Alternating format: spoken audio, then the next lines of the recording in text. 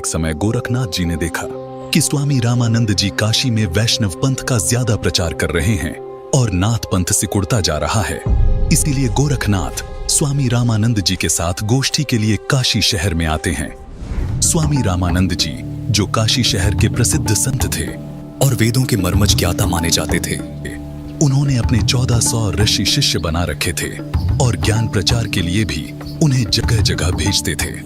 उस समय कबीर परमेश्वर जी ने स्वामी रामानंद जी को अपना गुरु धारण कर रखा था। वैसे तो कबीर परमात्मा जी को किसी को भी गुरु बनाने की आवश्यकता नहीं थी, परंतु कबीर परमात्मा इस बात से परिचित थे कि आगे आने वाले समय में लोग ये सवाल उठाएंगे कि कबीर ने भी तो गुरु नहीं बनाया था, इसलिए गुरु बनाने की कोई आवश्यकता नहीं है। इस बात को ध्यान में रखते हुए कबीर प्रभु ने स्वामी रामानंद जी को अपना गुरु बनाने की लीला की।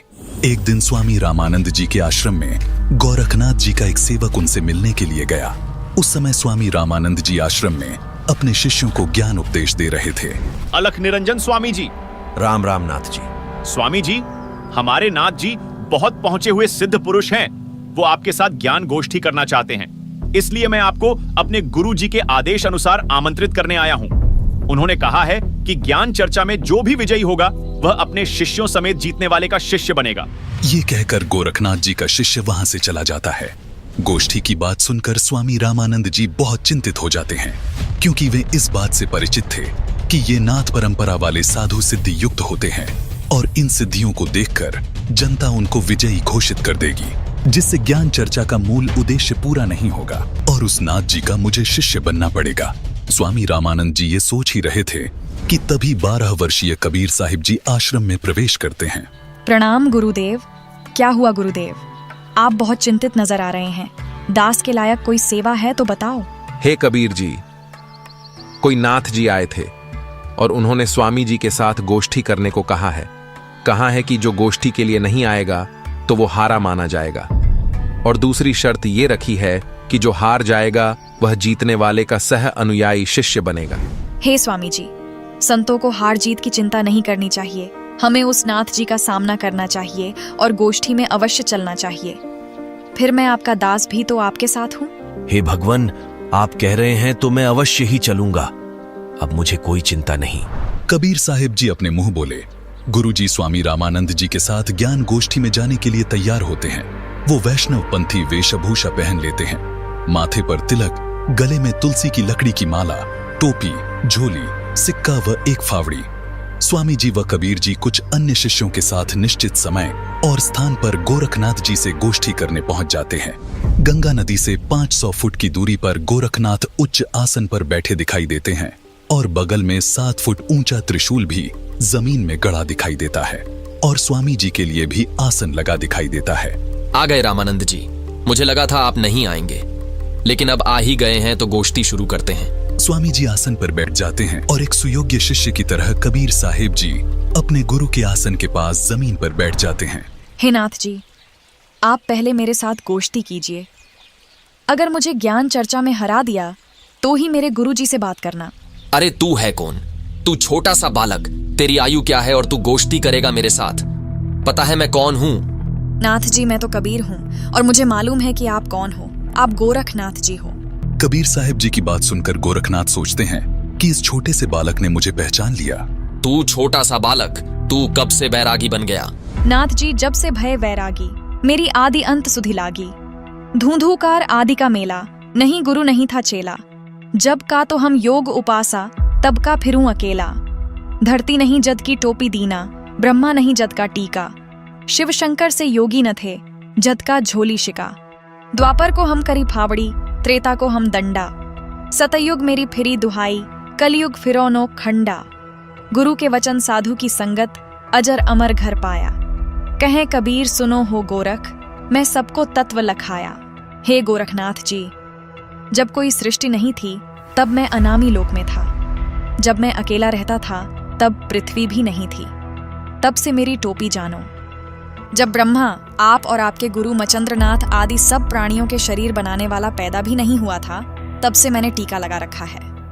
अर्थात मैं तब से सत्पुरुष रूप में ही हूँ। सतयुग, त्रेतायुग, द्वापर तथा कलयुग, ये चारों युग तो मेरे सामने असंख्यों बार खत्म हो चुके। हमने सतगुरु वचन में रहकर अजर अमर घर सतलोक को पाया। हे नाथ जी, पूर्ण गुरु से उपदेश लेकर आजीवन गुरु वचन में चलते हुए पूर्ण परमात्मा का ध्यान सुमिरन करके इस अजर अमर सतलोक में जाकर जन्म मरण रूपी अति दुखमय संकट से बच सकते हो। अरे कबीर, तू छोटा सा बालक और ज्ञान देता है गोरखनाथ को। तेरी आयु क्या है? सबसे बड़ा मूर्ख वो है जो मेरी आयु पूछता है, और आप मुझे बालक बता रहे हैं। जो बूझे सोई बावरा, क्या है उम्र हमारी? असंख्य युग प्रलय गई, तब का ब्रह्मचारी, कोटि निरंजन हो गए परलोक सिधारी। हम तो सदा महबूब हैं, स्वयं ब्रह्मचारी। अरबों तो ब्रह्मा गए, 49 कोटि कन्हैया। 7 कोटि शंभू गए, मोरी एक नहीं पलैया। कोटिन नारद हो गए, मोहम्मद से चारी। देवतन की गिनती नहीं है, क्या सृष्टि विचारी। नहीं बूढ़ा नहीं बालक, ना ही कोई भाट भिखारी। कहें कबीर सुन हो गोरख, यह है उम्र हमारी। असंख्य युग प्रलय में चले गए, तब का मैं अमर हूँ। करोड़ ब्रह्म भगवान मृत्यु को प्राप्त होकर पुनर्जन्म प्राप्त कर चुके हैं। अन्य भगवान जिसका तुम आश्रय लेकर भक्ति कर रहे हो, वे नाशवान हैं। फिर नाथ जी आप अमर कैसे हो सकते हैं? अरबों तो ब्रह्मा मर चुके हैं, और 49 करोड़ बार कृष्ण जी की मृत्यु हो चुकी है, तथा 7 करोड़ बार शिव जी मर चुके हैं। लेकिन मेरी एक पल भी आयु कम नहीं हुई है। मैं अमर पुरुष हूँ। केवल सत्य पुरुष ही अजर अमर परमात्मा है, तथा उसी का सतलोक अमर है, जिसे अमर लोक भी कहते हैं। वहां की भक्ति करके भक्त आत्मा पूर्ण मुक्ति होती है, जिसका कभी मरण नहीं होता। हे गोरखनाथ जी, ये उपलब्धि सोहम शब्द के जाप से प्राप्त होती है, जो उसके मर्मभेदी गुरु से मिलता है। उसके बाद फिर सार नाम मिलता है, और सतलोक में वास तथा सतपुरुष की प्राप्ति होती है। करोड़ों नारद तथा मोहम्मद जैसी पवित्र आत्माएं जन्म कर मर चुकी हैं, देवताओं की तो गिनती भी नहीं। फिर आम मानव शरीरधारी प्राणियों तथा जीवों का तो हिसाब क्या लगाया जा सकता है। मैं न बूढ़ा न बालक, मैं तो जवान रूप में रहता हूँ, जो ईश्वरीय शक्ति का प्रतीक है। ये तो मैं लीलामयी शरीर में आपके समक्ष हूँ। ये सुनकर गोरखनाथ जी और क्रोधित हो जाते हैं और अपने त्रिशूल के ऊपर के भाग पर सिद्धि से उड़कर बैठ जाते हैं। कबीर, यदि तू इतना महान है तो मेरे बराबर में आकर बातें कर। हे नाथ जी, हम ज्ञान गोष्ठी के लिए आए हैं, न कि ये नाटक करने के लिए। आप नीचे आकर ज्ञान चर्चा करो, ताकि जनता को सच्चाई का पता लग सके। तेरे पास कोई सिद्ध शक्ति नहीं है। तू और तेरा गुरु दुनिया को गुमराह कर रहे हो। आज तुम्हारी पोल खुलेगी। अगर शक्ति है तो आओ बराबर में, यहीं चर्चा करेंगे, नहीं तो हार स्वीकार कर लो। ठीक है गोरखनाथ जी।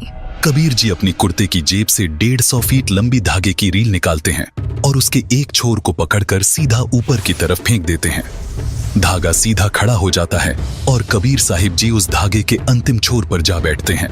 नाथ जी, अब आप आओ मेरे बराबर में, यहाँ बैठकर चर्चा करेंगे। गोरखनाथ ज्यों ही ऊपर की तरफ उठते हैं, वैसे ही धड़ाम से नीचे गिर जाते हैं।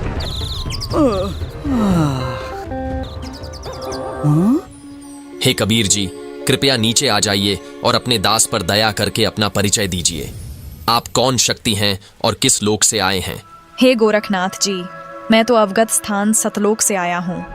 मैं तो स्वयं शक्ति से बालक रूप बनाकर काशी में एक लहर तारा तालाब में कमल के फूल पर प्रकट हुआ, जहाँ से नीरू नीमा नामक जुलाहा दंपति मुझे अपने घर ले आए।